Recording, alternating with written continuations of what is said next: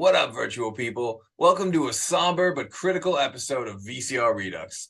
I'm your host, pop culture punk Chris Stiles, soon to be joined by my co-host with the most, film professor Ian Klink. And in the meantime, we have two radical guests on the show tonight. First up, our own honorary third host from Rick Barth and the Line. Oh, Mickey, you're so fine. Mickey Torres is back on the show. What's up, everyone?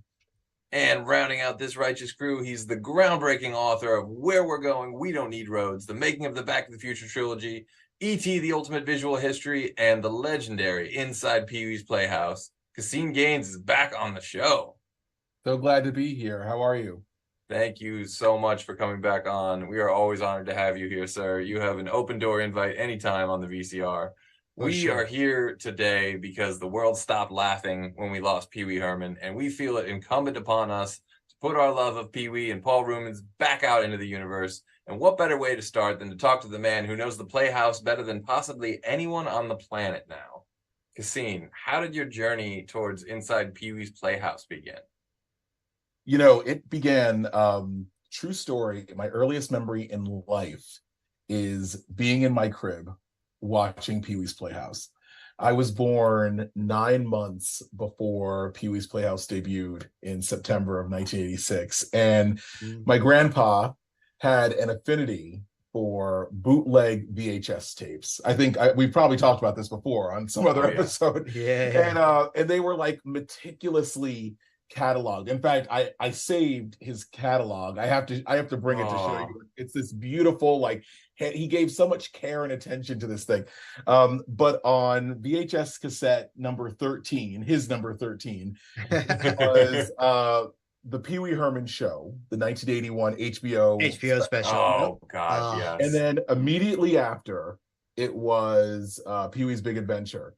And so, you know, I say I'm blessed in some ways to be a little bit younger than all the subjects that I write about, because like the first time I saw Back to the Future, I saw all three in one sitting. The first time I saw Pee-Wee Herman, it was the Pee-Wee Herman Show and Pee-Wee's Big Adventure back to back. I didn't have to wait a bunch of years like the rest of the world did. But then every week it was Pee-Wee's Playhouse for me. And I just really loved that show so much. I wasn't going to marry it though, but I loved it. And it became like a large part of my identity. I think a lot of people that grew up in the 80s probably did that thing where they would imitate Pee-Wee Herman or do the dance or walk around with the doll or whatever the case may be. Like, it was just, you know, there was a specific brand of kid that just took to Pee-Wee Herman like a sponge. And I was they did, there's so many other movies that reference him in that time. Like if you watch Overboard, like 3 out of his 4 kids are just doing Pee-Wee impressions, like the whole movie. Like Pee-Wee was basically movie. Ace Ventura before Ace Ventura. You could definitely say that. You could definitely make a case for that. You know, Mickey, I'm curious, how did Pee-Wee first come onto your radar? Well, the Pee-Wee Herman Show was 85, right? The special? I think it was 81 or something. 81. So I don't remember seeing, like, I might have seen the special on HBO, like late night or whatever like that, just like clips of it, but I didn't really get it. And then Big Adventure was the first thing that I saw. I was 9 years old, I believe, when Big Adventure came out. So I don't remember how I saw it. I probably saw it on HBO because I know I didn't see it in theaters, but I saw it once I saw it, I was just like, what is this? And this is like the coolest thing ever. Like I thought, like, for me, like he reminded me a little bit of Ed Grimley, you know, so he had that going for him. And I got the humor right away. You know, and I always see Ed Grimley and think this is like a crazy, weird, you know, twist on Pee-Wee. And I don't know what character really started first, but I would imagine it was Pee-Wee because Pee-Wee, I think, started way back at the Groundlings.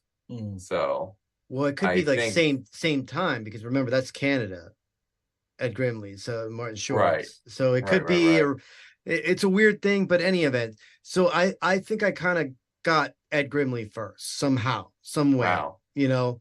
But Pee-wee was just right there. And then once Big Adventure was, once I saw it, like I could just remember vividly. My cousin's like 2 years younger than me, but we always would watch this movie.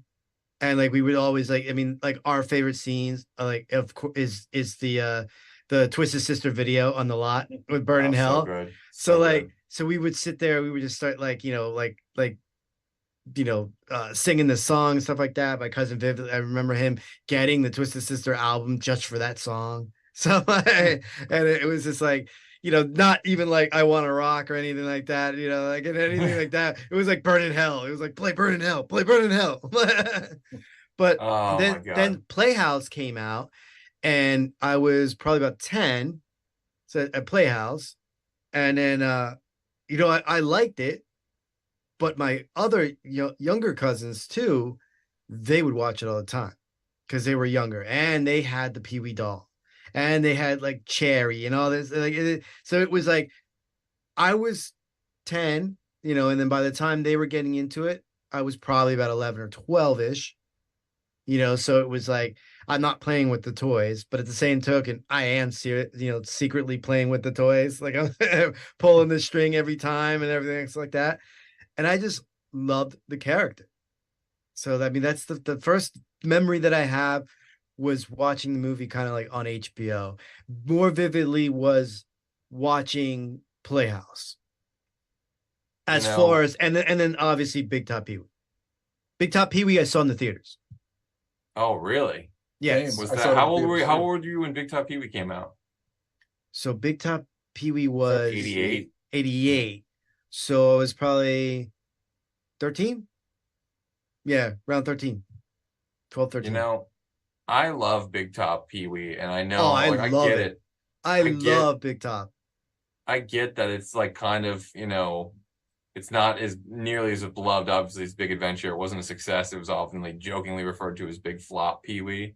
But something about that movie, it's so uniquely weird, and it would have never, ever been greenlit with anyone. Like even Ernest couldn't have gotten that movie made, at the height of all, his stuff. And oh, like to me, I feel so scatterbrained because I'm just so all over the place about Pee Wee. Like this is really one of those things that I've noticed, and it's not just me.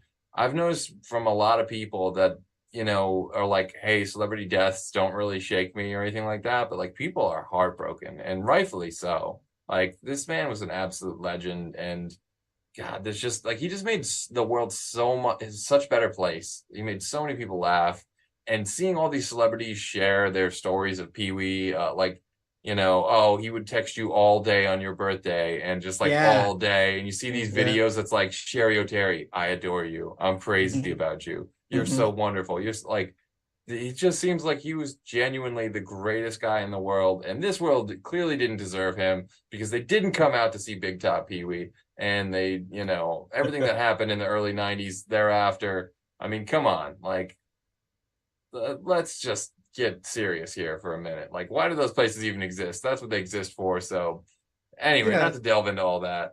I'll get to my first, my discovery of Pee Wee in a sec. I do want to say hi to everyone in the live chat. Thank everyone for tuning in. I see Angie Saunders, Mullet Mayhem, Sean Gold of Gold's Code, Dustin Nino of Retrofiend Radio, makers of the finest canon and martial arts docs on the internet. Thank you so much for tuning in, everybody. Angie Saunders says it was Pee Wee's Playhouse was the gateway drug for her.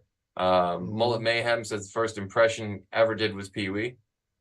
Gold's Code says Dustin and I both know that Pee Wee was a prequel to Airborne, so that has already started. Yes. That's the thing. It's like I would, there's like as many movies as Ernest got.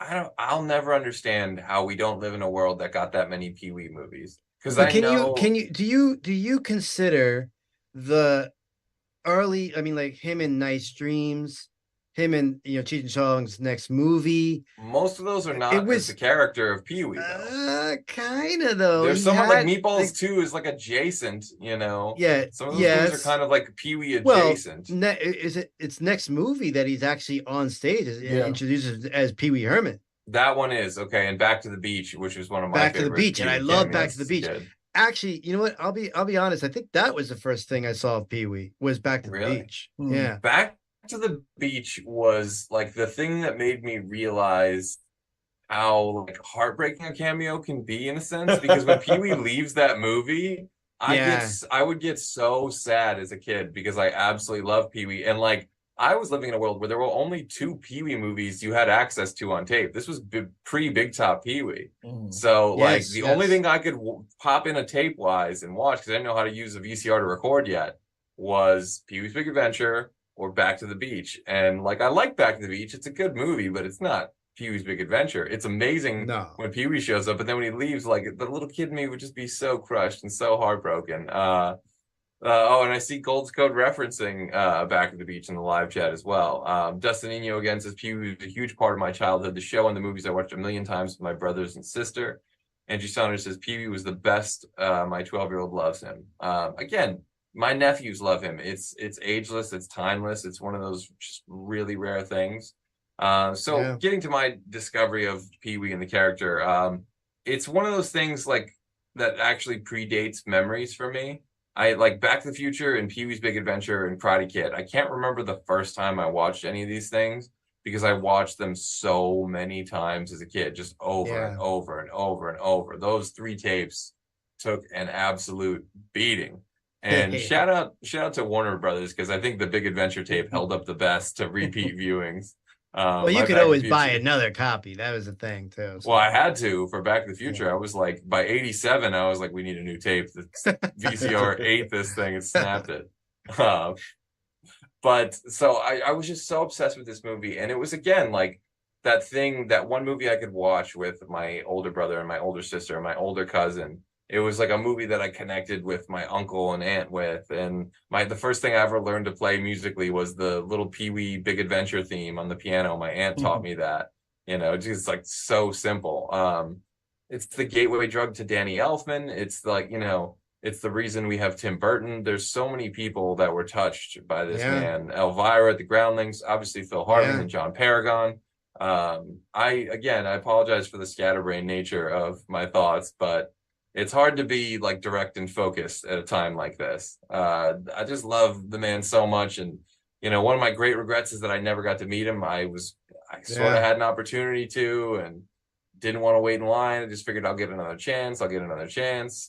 And man, boy, do I regret that one. But Yeah.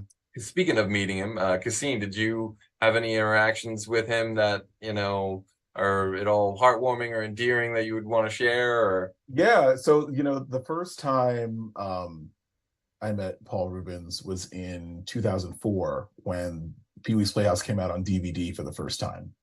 And he had a signing at FYE in New York City, right by Radio City Music Hall.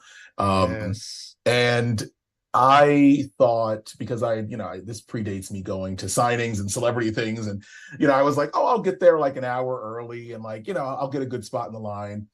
And when I got there, the line was around a New York City block, like 3/4 of the way around the block, an hour early. wow. And I was like, oh my God. And they had it advertised as, I think he was going to be signing for 3 hours. So I was like, okay, 3 hours, like, let's see how it goes. And the line just does not move. It does not move. And I'm like, okay, people start leaving the line. People are getting frustrated. People are getting annoyed. And they kept sending people out. And they're like, listen, we're trying to rush Mr. Reubens. He's taking his time with everyone. And that's great, isn't it? Isn't it great? And we're all like, yeah, it's great. And we're like in the back of the line. Like, sounds wonderful. Yeah, for everyone up there. And so I no exaggeration, the man had to have stayed for at least 7 hours because everyone, he was in no rush to leave by the time I got up there. And by the time I got up there, it was at least 2.5 hours after he was supposed to have been gone. And when I got there, he spent probably about 5 minutes. Like, you immediately understood why the line wasn't moving. I mean, he spent probably 5 minutes. And, we've all been to signings. 5 minutes in a line like that is an eternity. I mean, no one spent 5 minutes. But I remember he asked, where are you coming from? Are you from New York? Are you, just engaging in conversation? I told him, like, of course, you've had such an amazing influence on my life. Oh, that's so nice to hear. And I said, no, you don't understand. Like, you really have. And, and so at the end of it, he he says, I swear to you, it sounds like a lie of a story. He says, well, I just have one more question for you. Have you been good this year? And I said, yeah, I guess. And he goes, well, if you just give that person over there your address, maybe Santa Claus will bring you something for Christmas. And I assume his assistant. And that year I got a Christmas card from Paul Reubens. The infamous Christmas card. I got a Christmas card, and I got a Christmas card from Paul Reubens for probably about 10 years after that. Wow, that's awesome. God. Wow.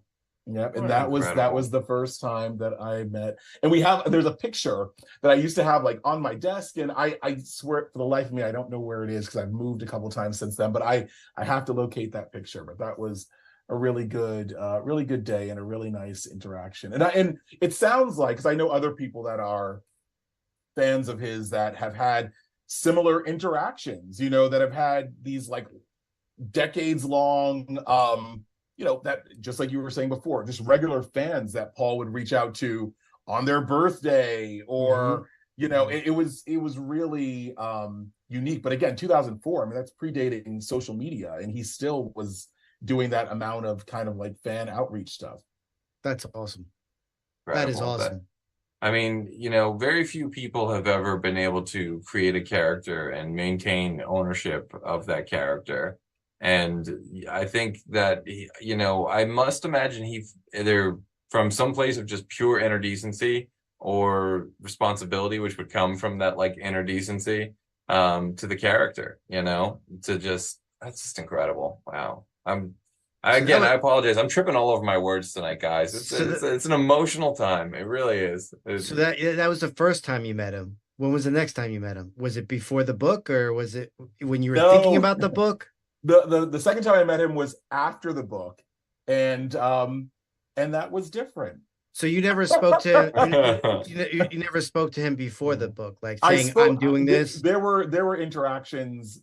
It wasn't a face to face. I didn't have another face to face with him until after the book was out. But so I've had two face to face interactions with him.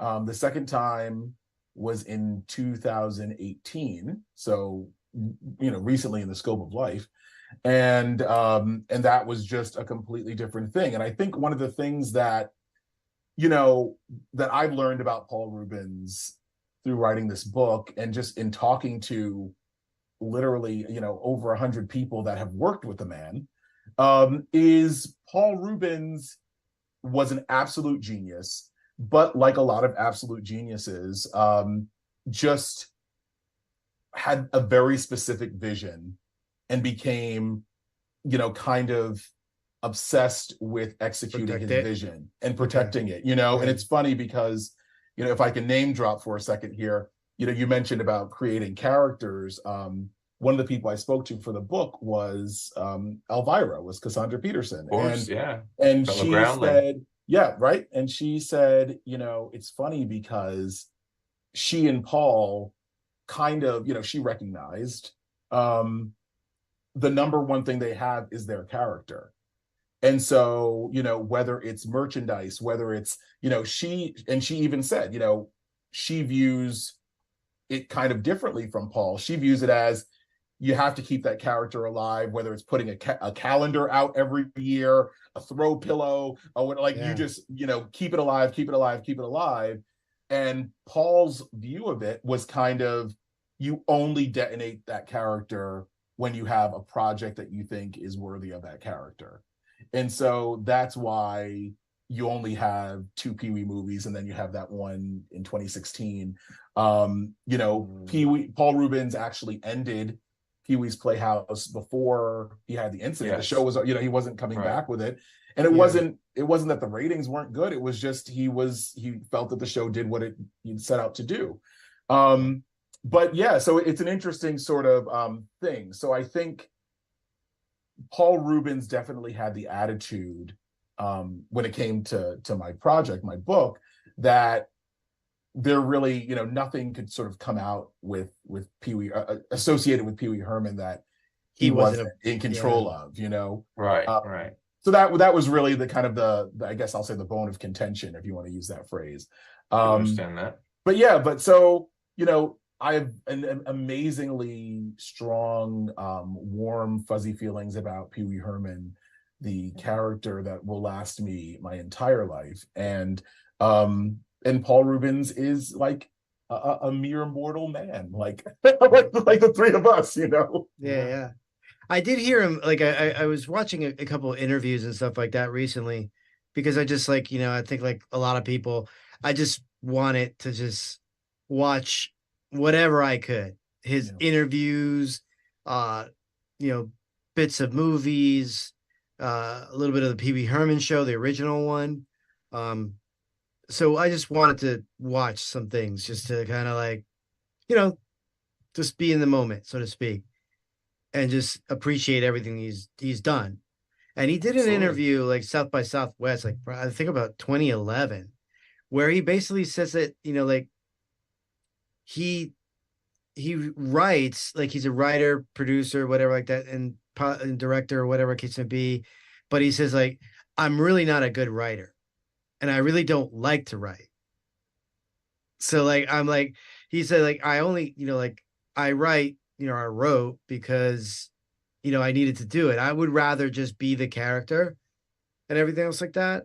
But it just, I wrote Big Adventure or whatever case may be, or helped write Big Adventure just out of just, to get the character out. Cause I knew what the character was and this and that and everything else like that.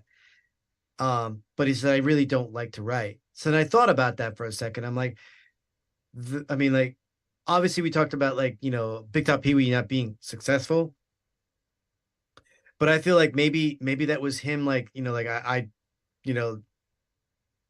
saying that I don't really have anything right now, and focusing on Playhouse, which Playhouse had, he was a part writer of, but there was other writers in that. So it's a lot easier to write with a group of people than it is with like, he even talks about like just buying like a screenwriting book and just basically the Big Adventure was, page for page, what that screenwriting book said to do in a movie. He's like, he's like, if you notice, in page 30, I lose my bike. In page 60, I find my bike. And that's because that's what the book said. Like, you have to have your character searching for something, and then you have to have the character find something. Whatever that's. So, but like, I'm wondering if that was the case. Like, he just didn't, there was, I don't know. Maybe he didn't want to go back to Tim Burton. Maybe, who knows? But I think he just focused on Playhouse because it was so successful and it was so fun for him. It's funny because, I saw there's this book Burton on Burton, where it's all just Tim Burton interviews. And one of the things that I always remember from this book is he talks about how people always celebrate him for, the Tim Burton style of, whether it's colors or whether it's kind of the twisted kind of like, goth inspired, Beetlejuice imagery, hands, right? The imagery. And he says, I never really know how to receive those comments that people mean as compliments, because to me, people are just highlighting my deficiencies because I don't know how to draw a house any other way than that way. I don't know how to draw a person any other way but that way. When I draw someone's eyes, that's the way I draw them. And I actually wish I could draw and create in a bunch of different styles, but like my style is really due to more to my limitations than it is due to, some crazy vision. And it's funny because you read that and you go, I can see how you can think that, but also that is your, that vision is your creativity, and so, maybe if Paul Reubens didn't see himself as a writer in terms of putting pen to paper, he lived in that character in TV interviews. And I mean, he lived as that character for a good 6-7 years, like never being seen in public as Paul Reubens. That's still kind of writing, even if you're not, sitting there and writing it down. Oh, totally. Yeah. You could see in so many interviews that he is writing the best lines ever just as he's speaking them. Yeah. He's able to just completely live in that character. But, you know, there's also a lot of work that he did outside the character that's fascinating. And we'll talk about that in a little bit. But, you know, another interesting thing would kind of want to ask you about, Caseen. I remember seeing an E! True Hollywood story on him in like the late 90s, and they kept talking about, they get these weird takes and they talk to one person and who knows, right?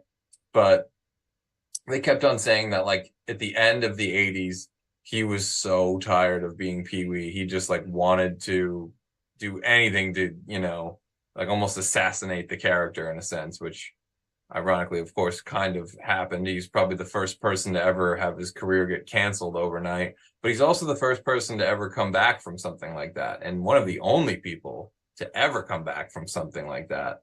And, different era. Today it wouldn't have happened. Yeah. Well, those places don't exist today. Well, so yes, we're but in I'm just such saying, a different we're in such a different time now.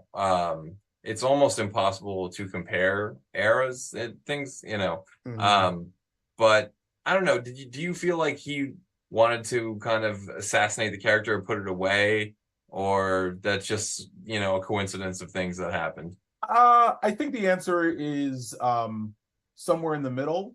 I don't think that he intentionally wanted to put the character away, but I think like a lot of us, he was really burnt out.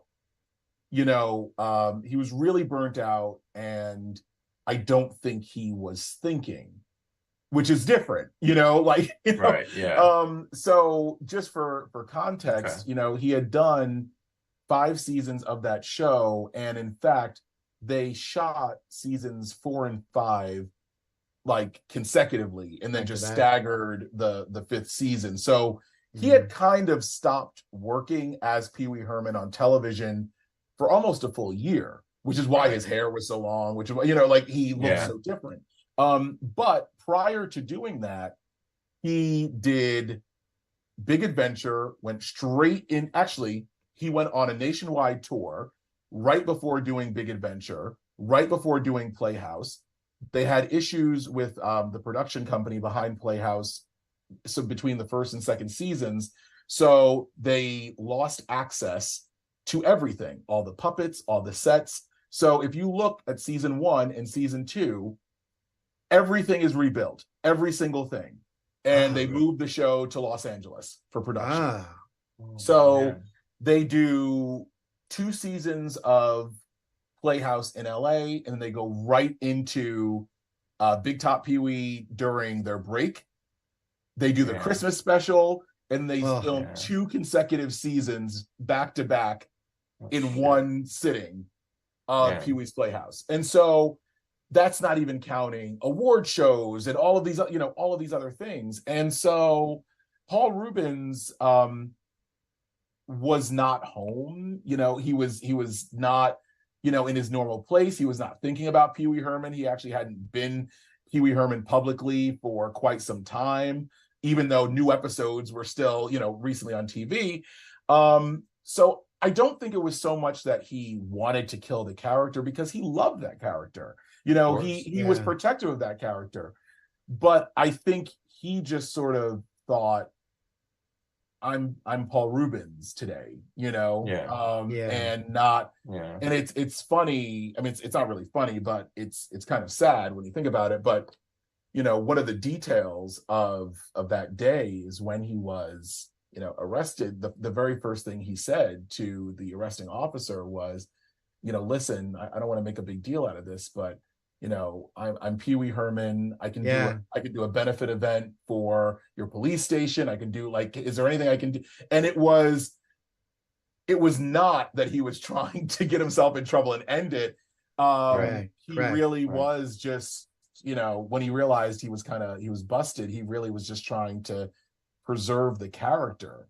It's kind of the other thing I'll say, I don't want to hold the ball too long, but the other thing that's really kind of like a sad footnote to that whole thing is Paul Reubens said, I think much later in an interview, that the thing that hurt him the most about that incident was, I think it was either Time Magazine, I think it was Time Magazine named him one of the most interesting people of the year in 1991, the year of his wow.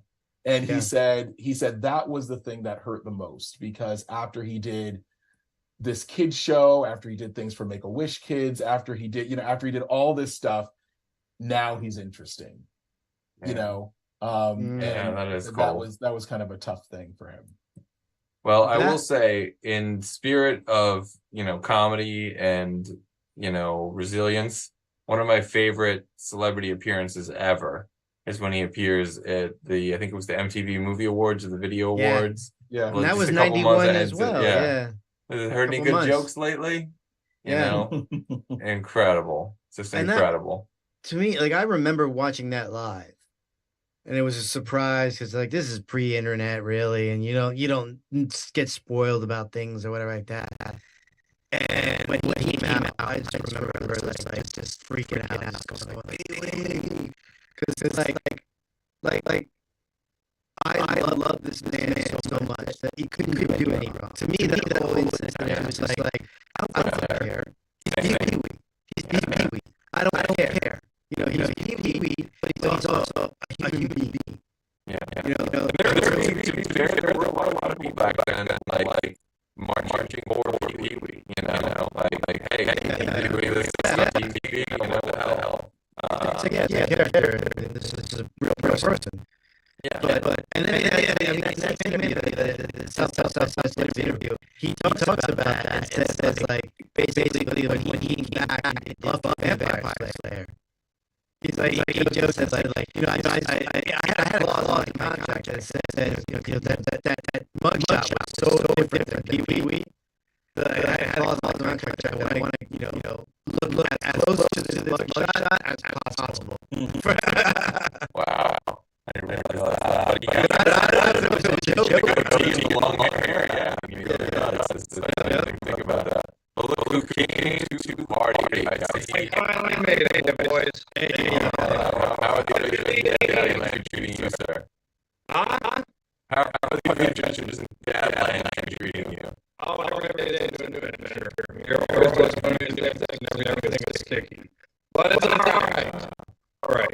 Well, we were also talking about how we discovered the Pee-Wee character. I'm curious as young Iowa when he came to be a Pee-Wee fan. I think like a lot of people, I know I discovered the show. Right? How I discovered Pee-Wee was through Pee-Wee Big Adventure. Right. And I think I got the show before. I rented the movie from the Humboldt movie theater / video store. I remember renting Pee-Wee, of course, like everybody, but I remember the most is Large March. Yeah. I mean, Large March movie. Oh my god, yeah, everybody, Large March freaked the crap out of me. Oh yeah. It definitely did to my cousin. I would tease him. Like to this day, there's still something creepy about it. Like there's no denying the large group scene has impacted all of us. If you're a child of the 80s, 90s, and you watch that, you're probably a horror fan somewhere in there.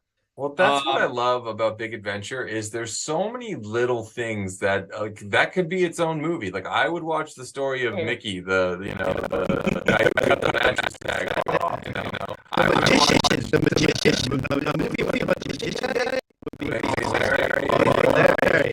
I want to know what happened to Simone. Whatever happened to Andy. Did he ever conquer his anger management, or is he all right? I think a lot of people wanted big WWE, or they wanted Big Adventure Part 2. Yes. Because we did, I almost When we did our episodes, we remember the way back when. I remember us discussing that. They tried to do this thing with Big Top Pee-Wee, and just didn't calculate any of us wanted it to be. I mean, it's great for me. I love it. It's a great movie. I actually sometimes love, because they just show Big Top Pee-Wee on HBO more than the show Big Adventure. Speaking You know what I think? To me, it's funny. This is like a weird comparison. Go with for a moment. It reminds me almost like the Brady Bunch movies from the 90s, where they're like, so we're trapped in, right? So here's the thing. If you think about it, there's a huge difference besides the romance and all that stuff between Big Adventure and Big Top. So like Big Adventure, you have Pee-Wee Herman that goes into the real world, and he has to interact with all of these other characters, and he's kind of like the odd man out. But the world is the regular world. Whereas in Big Top Pee-Wee, it's like a reverse Wizard of Oz thing, where like the circus blows on to Pee-Wee's world. Right. And now you've got the circus, which is like its own weird world, and Pee-Wee's world is already its own weird world. And then there's that sort of like juxtaposition between Pee-Wee and the real world makes it interesting. And I really like the Brady Bunch movies, like first Brady Bunch movie takes the Brady Bunch and puts them in the real world, and the other ones was a little more like the same character too much. So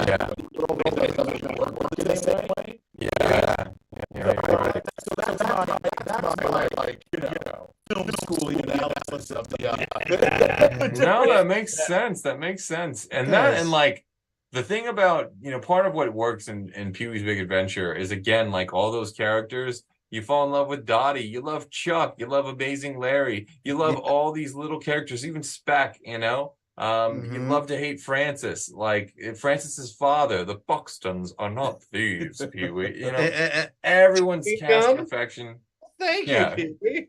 Thank you. Can I tell you, this is the weird thing about Big Adventure. I don't know if I'm the only one who had this thought, but the guy who, I think it's the guy who actually steals the bike that like has that, I think it's like a lion, like a tiger's head in his like chambers.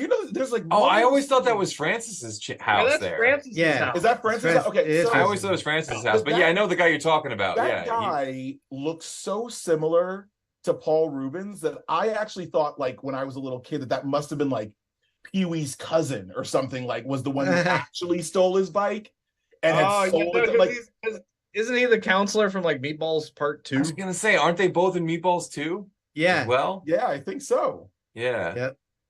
I was just sort of like, who is this guy? Like, he's like, fork over the money, like that, like weird little guy. Buxton.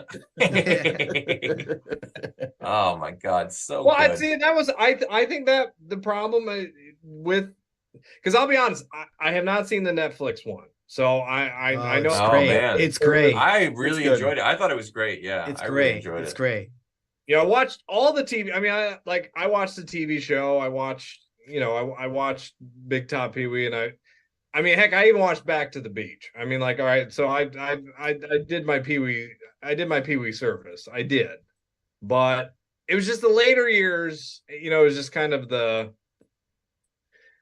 don't know. I just didn't get around a chance to watch it, but also, it sounds hoity-toity, but I also was all right, this is another one of those nostalgia crazes. We're going back to materials like.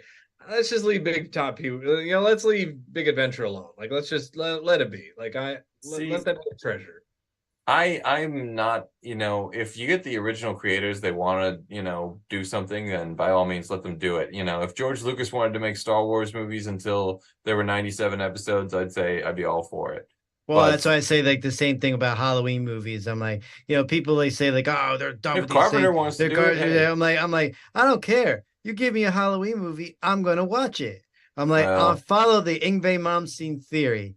They really stretch. Is not more. More is more. they really stretch the limits of that with the latest Halloween retcon trilogy.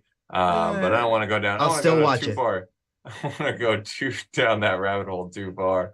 But again, there's so many things that he created and touched that. Like in terms of the Playhouse alone, the King of Cartoons, Captain Carl, Phil Hartman, Jambi the Genie, the pterodactyl Cherry. Who was the bad kid, the redhead kid? Randy. Yeah. Smoking is cool. I know it sounds weird, but like my stupid childhood immature brain is like, I'm sad for the rest of the Playhouse now. You know, like in my mind, the Playhouse is still there, and like Pee-wee's never gonna come home. But anyway, that's too depressing. I don't want to think about that. Well, we also lost Jambi too. Yeah, I know, the great John Paragon. And one of my favorite quotes from Caseen's book is, I can't remember who said this. You probably will. But they said that John Paragon was so talented that Pee-wee literally had to, put him in a box to keep him from stealing the show. Yeah, I believe it. I do remember who said that. Yeah. John Paragon is amazing. If you haven't seen his, he had an HBO special called The Paragon of Comedy, way back when, in the early 80s. And there's a clip on YouTube called Mr. Excitement of John Paragon. And if you haven't seen it, like as soon as this is over, you have to go watch it. It is unbelievable. He's singing an original song that he wrote, and he is doing like somersaults and backflips and all of it's like the craziest 3 minutes to watch for someone that like most people are only familiar with from the neck up. It's like the craziest thing. That is wild. So I do want to talk a little bit about the wide-ranging acting career of Paul Reubens outside the Pee-wee character for a little bit, but one more Pee-wee appearance I just have to mention, and I'm sure, Caseen, you're familiar with this, the episode of Saturday Night Live that Pee-wee hosted. And I know, you wrote about it a little bit in your book and how that led to Phil Hartman kind of becoming a cast member and a writer. But that is one of my favorite things ever. And just so I can have, like, when I was a kid, sorry about this rabbit hole in advance, but when I was a kid, my parents, like many people in the early 90s, ordered the Time Life Saturday Night Live VHS collection, where like every month they'd mail you a tape. It'd be like the best of 76, the best of 77, the best of 78. That's the Lorne Michaels pension plan. I think that's. I have the best of Chris Rock. Yeah, they started later on. They started pushing those, like the best of Chris Farley, the best of Mike Myers, the best of Chris Kattan, Will Ferrell, all that Will stuff. Ferrell, Norm Macdonald, Adam Sandler, I think got Molly one. Shannon, yeah, she's got one. I'm waiting for the best of Damon Wayans. Well, the legendary performer in SNL history, folks, right there. Legendary, fired after one sketch, I think, or something like that. First cast member fired mid-show, I think. But I love Damon Wayans. Better in Living Color. But just so I can have that little piece of Pee-wee back, now I have to go on eBay and find someone selling these SNL tapes and convert them, and just because I need to rewatch that episode. It's one of my favorite opening monologues ever. Watch it on Peacock. It's on Peacock. It's on Peacock? Yeah. Oh, thank God. There you go. Oh, my God. Episode. Yeah. Speaking of, they have there's a lot from '85 that I need. I'm just saying. Because he got the great doll in the background. These sick people, right? I just saw on Facebook Marketplace somebody's trying to get that doll for $39.99. I'm talking $3,999. No. Yeah. My cousin still has. I'm not shocked at all. I'm not shocked at all. My cousin still has his Pee-wee doll from back in the day, but the issue is that it doesn't talk anymore. Well, it's there, it's intact. Pee-wee, I remember again also reading about this in Caseen's book. Pee-wee was insistent that the doll didn't need batteries because he didn't want to feel like he had ripped kids off. So that's why the doll is the way that it is, and why they all eventually stopped working. Do you know like a little known I don't say little known fact, but one of my first like dolls, if you want to call it dolls, ever, like you're like kind of like the stuffed animal meets the doll. Was the Mork and Mindy doll. I had Mork, and it had the drawstring, and you would pull it and it would go nanu nanu, and then and I'm Mork for Mork and stuff like that. So I'm gonna go down another rabbit hole here for a sec. But there was a series that NBC did in the early 2000s called Behind the Camera, and they did the Three's Company story, the Mork and Mindy story, and the Different Strokes stories. Yes, and man, those are all incredible. Two of them are on Peacock right now. It's the Different Strokes and the Mork and Mindy one. The Mork and Mindy one is an excellent watch. Sam Roebuck plays a great Gary Marshall, another character that just like I love in the history of pop culture. I gotta watch that. That sounds good. Oh man, it's really good.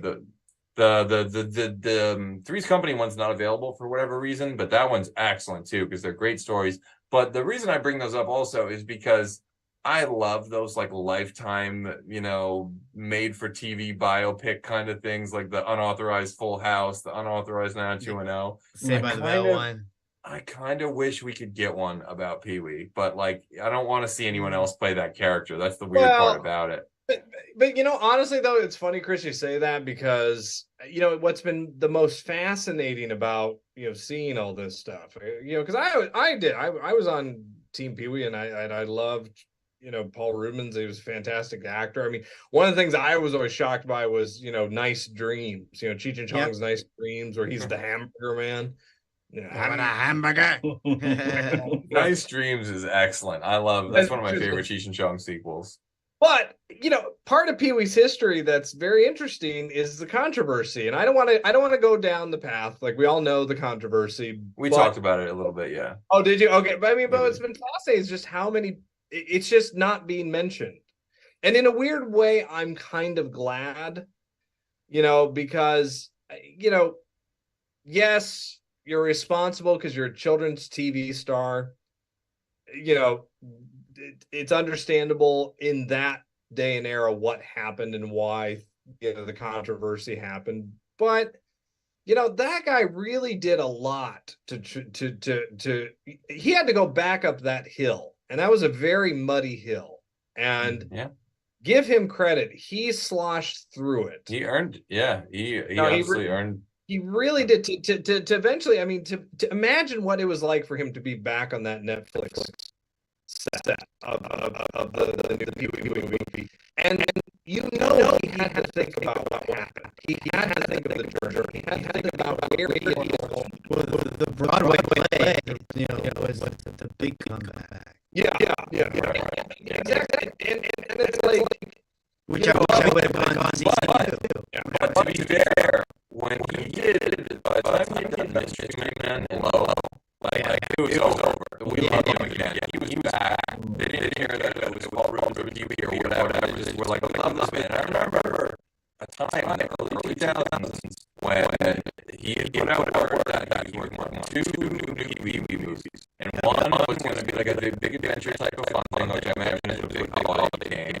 And then the other was supposed to be an R-rated Pee-wee film. And my brain was I want that one anymore. Yeah, I love the big adventure, but man, what would that be? Like, I know, like, I've seen the original Broadway. I saw the original Broadway. I think the Broadway version. I know it's like I like Happy Wee. I like Kid Wee. That's my Pee-wee. Interview that I saw about too, he says like he's like Pee-wee, like I watched the original Pee-wee Herman show, and Pee-wee was just so sweet, this and that. Over time, Pee-wee got narkier and just more crankier, kind of thing like that. And people loved it when Pee-wee got angry. Pee-wee would like make comments and stuff like that. So that's what the nature of it. But on that same topic, Chris, that dark movie. I think, like, I remember him saying that he wasn't going to play Pee-wee. I think he wanted John Depp to play Pee-wee. I remember him saying stuff like that. Like, oh, I want Johnny Depp to play the character. I want Johnny Depp to play the character. Yeah. You know, I love Johnny Depp.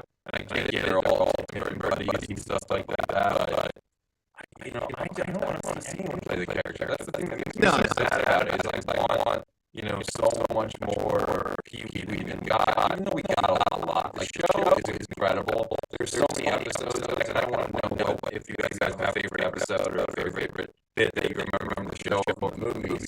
But I mean, the Christmas specials were that's landmark. I watch it every Christmas. There's so many memories. Like I remember the episode where they teach you to like not be afraid of the dark, and I was like, oh, this is so bad. Like I get, you know. God, there's so many things about that show that make people so happy. Like all the funkiness, the opening credits, the layout, the design, the place itself, the bright colors. This might be a weird one, but you know how like sometimes an actor, you define an actor based on something you watch when you're younger. Like it doesn't matter what they've been in, they're that guy from this movie. Chris Stiles will always be Big Top. Yeah. But I'm like, oh yeah, that's the guy from Big Top Pee-wee. Yeah, that's Del Toro was in that movie. That's always been that. But I mean, I always wondered when Benicio del Toro made The Wolfman, if he thought about it. He had to have thought about it. He's like, I got like director. I got this. I got something I have to happen to. I've always like, to me, what I love about that pops in my head the most with besides the tequila, because I remember as a kid. I'm like a 5-year-old kid. I was doing the tequila. Oh yeah, that I can't help it. Like we all do that. I think when we hear tequila.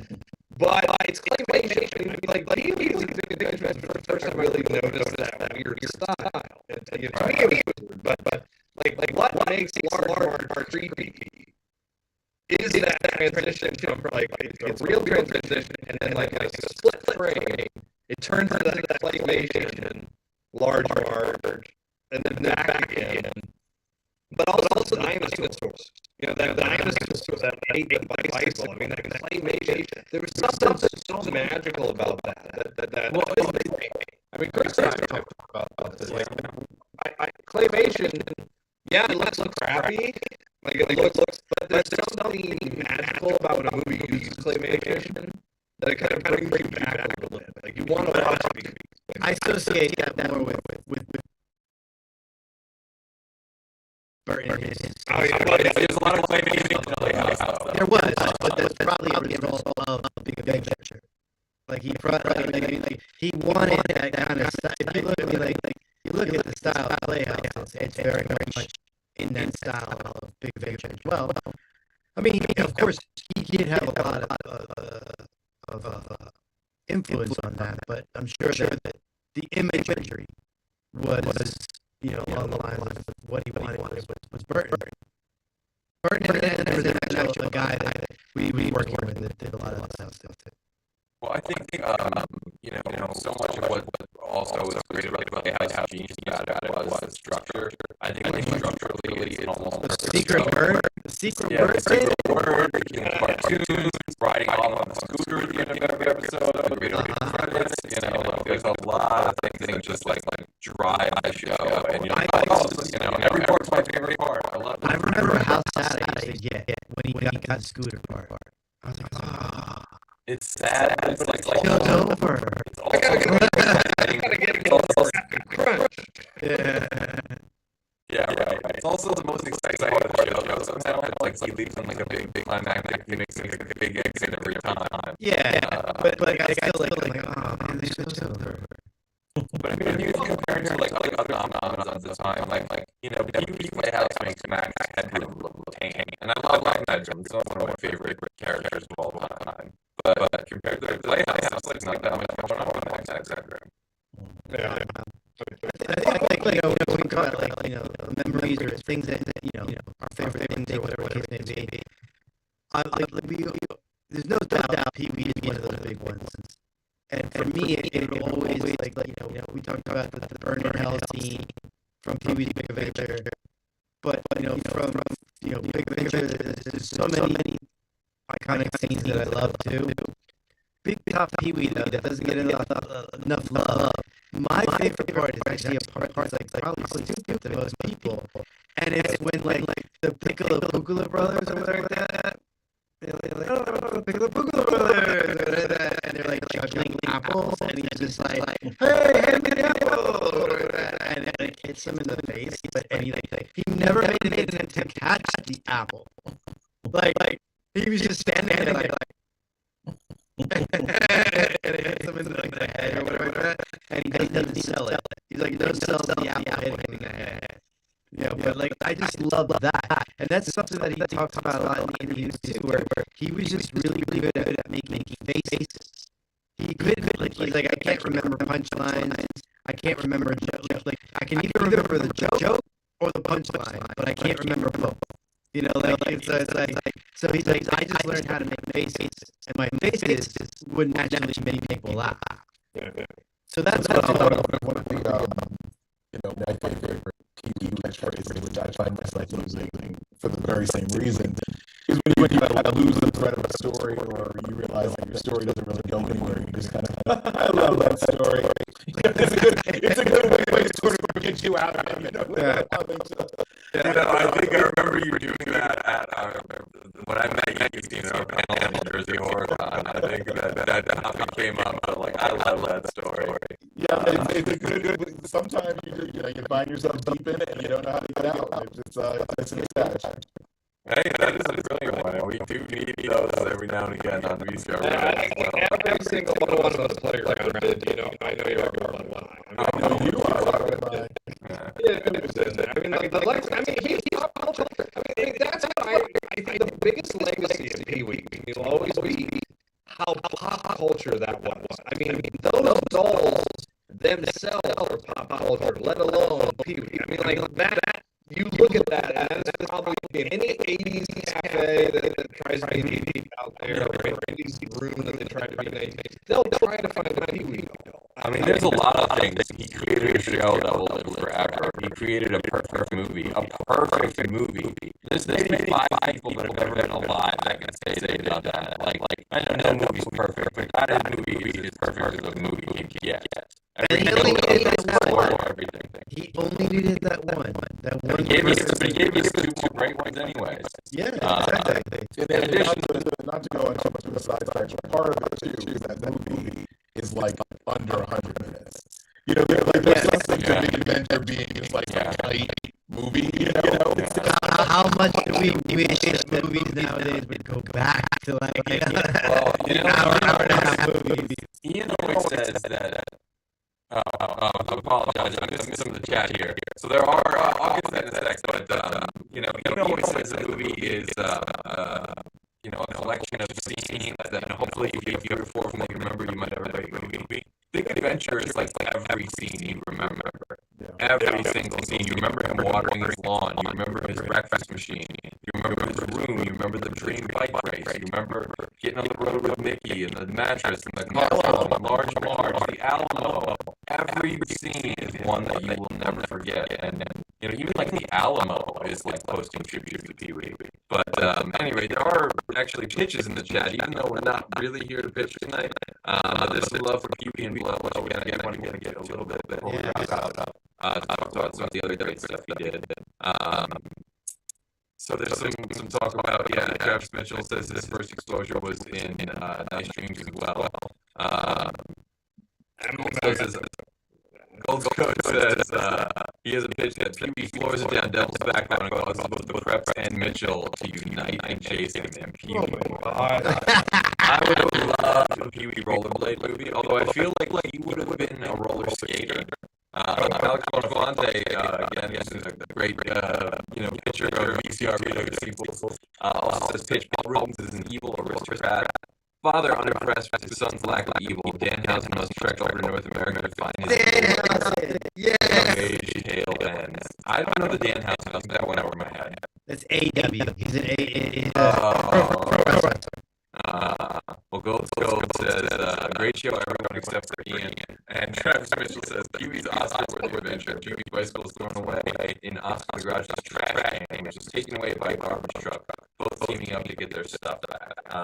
I will say, though, as a kid, I did always seriously fantasize about a Pee-Wee and Ernest team-up movie. Because there is something that's about these characters. They're never really mean-spirited in a certain way. Like, Pee-Wee can be an obnoxious brat, and he can be mean to Francis or whatever, but, there's something innocent about these characters. They don't need to put you down to make the room laugh, and the world could always use more of that. It's a really hard thing.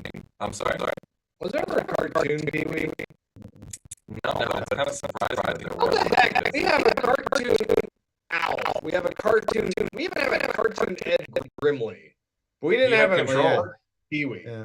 Pee-Wee Paul Reubens had control Can over I that say, character. I know we're not really doing this. This isn't an official pitch. I know this is a pitchless show, but right. I always had this fantasy. It's sad to me that we'll never have it, but I always wanted Pee-Wee Herman, like later in life, career Pee-Wee Herman, to have like a Jiminy Glick type of late night show.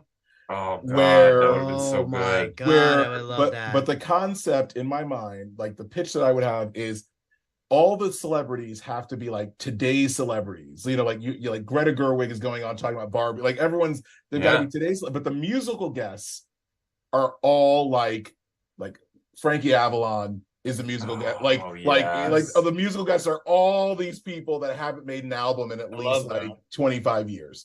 And that's incredible. That's sort of. Twisted Sister could have been on there too. Yeah, Frankie Valli too. Incredible. Yeah, I would love that. I'm sold. I would absolutely love that. So, before we wrap it up, I do want to know, what's your favorite Paul Reubens performance outside the Pee-wee character? I used to say Dunstan checks in, but that's kind of Pee-wee adjacent. I used to say Dunstan checks in, but I recently saw an episode where he was playing he had like what was it? Not Miami. Reno 911. He played a walk on roll where he's like a citizens on patrol type of guy who's solving the crime that they're not. What are those people with the berets? He's like, yeah. What are those people called? The guardian angel, like a guardian angel. Yeah, he was the guardian angel, and I like that performance because it's so weird. I will say this. I don't like his whole performance in it. I love his death scene though in Buffy. Of course, yeah. Just the kick in the wall. I also love that I live in a world where we got to see Luke Perry fight a vampire Pee-Wee Herman. Like, that is incredible. And if heaven exists, it's a Playhouse where the two of them are laughing about that right now, in my opinion. Yeah. So I love I like all the Cheech and Chong moments, but I also love the Buffy scene. Obviously, I love him in Buffy. And that's probably like outside of Pee-wee is what I'm gonna kind of remember is the Buffy scene and the Buffy character, the vampire kind of character. How am I forgetting Meatballs Part 2? I'm in that. Oh gosh. Meatballs 2. Yeah, well, I don't know. It's your life force is Meatballs Part 2 for some strange reason. Meatballs Part 2. What did that movie give us? Caseen, do you have a favorite? I'm gonna say the Reno 911 one is that's a strong, solid answer there. I have to go with, I'm not a 30 Rock fan, but his episode of 30 Rock is it is a hilarious half hour of television. Where he's like a prince, but have you guys seen this? I saw clips of it. Yeah. So he's a prince. I don't know enough about 30 Rock to know like all the character dynamics, but he's a prince who's like, I think he's like in a wheelchair and he's got like a little kind of crippled hand, and like he's just totally the joke in the episode is that he's the side effect of like all this like royal family inbreeding after generations where like he's got like no good like cells. So he's almost like an imploded puppet, like himself, like his physical look. He looks like Little Nicky in a way. Yes, kind of. He's got like an outrageous look. But then kind of like the joke of the episode is that one of the characters is trying to marry him because they suspect that like someone with that genetic makeup has got to be like dying any day now. So like someone's like trying to like kind of like seduce him, and he's just doing like his like Pee-wee adjacent like bratty royal prince thing, and it is hilarious. It is in fact, I think he might have been nominated for an Emmy for that episode. Wow. I did also like him. I did also like him as the Penguin's father in Gotham. The show wasn't that good. Yeah. But he like his stuff in that was really good. I didn't really watch Gotham, but I watched that because I was like, all right. I mean, I know he did the Batman Returns thing. No, the show Gotham, the TV show. Yeah. Okay. Yeah. He definitely had a good arc on that. I gotta say it's really tough for me to pick, but maybe it's Blow, maybe it's Mystery Men. Those two, maybe it's a kind of a tie of both of those because it also made you feel like Pee-wee and Paul Reubens were both back. when those movies both were out within a couple of years of each other. And I know Mystery Men was, you know, not as successful as Universal had hoped. But Blow was a very successful movie. And yeah, you know, that's probably performance-wise my favorite, just because I feel like he brings something so genuine to that character and that like turn that he does on Johnny Depp. I don't know, it just feels so real, and I, you know, would love to have seen some more performances like that. I'd love to see Pee-wee in an Oliver Stone movie. You know, like what would that be like? Like a serious character, serious Pee-wee, like that. Yeah, or Paul Reubens or whoever. Paul Reubens, you know. Rather. Yeah, that it would have been cool to see him as like just do like a drama or something like that. More like Rambo. But I guess Gotham was the closest you're gonna get. In a way. I guess so. Yeah, I guess so. Well, I think that just about does it for our Pee-wee, you know, special tribute here, memorial for the man who gave us so many gifts. Before we wrap it up, though, I know Caseen's got a lot on. Is there anything you can let the people at home know about writing wise coming up? I just wrote a piece on Pee-wee Herman. Fantastic article. I read that. That was great. Gosh, thank you. It was you know, I'm blessed that I get to, I guess when you're a writer, it's like reverse therapy. Like you get paid to work out your therapeutic thoughts, and then people get to read all your therapeutic thoughts as opposed to paying for the therapy.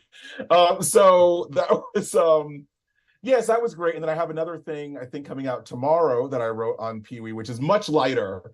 And it's so look out for that on social media.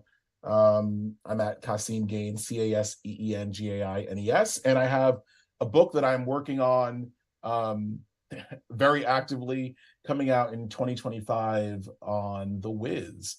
So that's what I'm working on as well. Yep. Oh, I'm so excited for the Wiz book. Oh my God. Yes. That makes 8th grade nerdy me so happy. You have no idea. No idea, sir. Well, before we wrap it up, I will say you Fandom fans might want to come back next Wednesday at 9 p.m. when we sequelize an as yet unplanned episode.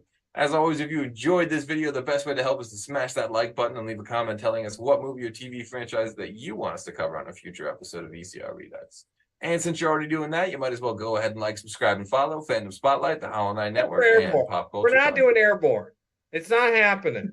We already did it. That stupid movie. Thank goodness. And I wasn't on the episode. But we'll do it again, though. Don't worry. We don't want you to miss anything. We are cheap. Until then, back up those Betamax, rewind those Laserdiscs, and we'll see you at the movies.